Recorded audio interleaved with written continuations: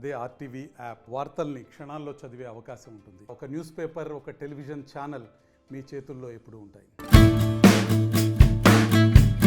గత కొన్నాళ్లుగా మైత్రి movie makers నిర్మాతల మీద ఉన్న అసహనాన్ని ఎట్టకేలకు మ్యూజిక్ డైరెక్టర్ దేవిశ్రీ ప్రసాద్ బయటపెట్టాడు.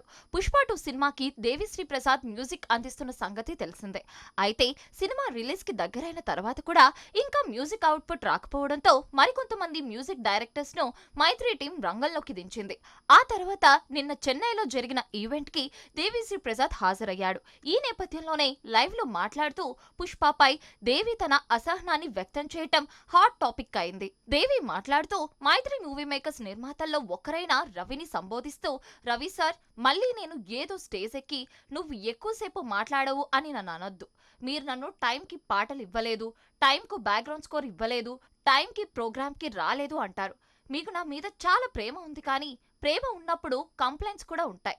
మీకు నా మీద ప్రేమ కంటే కంప్లైంట్స్ ఎక్కువ ఉంటాయి. ఏంటో అర్థం కాదు. ఇప్పుడు కూడా నేను వచ్చి దాదాపు 20 నుంచి 25 నిమిషాలు అవుతుంది.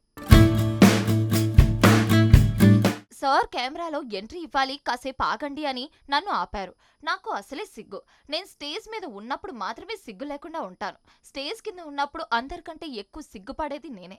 లేదురా బాబు, నేను లోపలికి వెళ్తాను అంటే నన్ను లోపలికి పంపించలేదు. చివరికి కిసిక్ పాట విని లోపలికి పరిగెత్తుకొచ్చారు.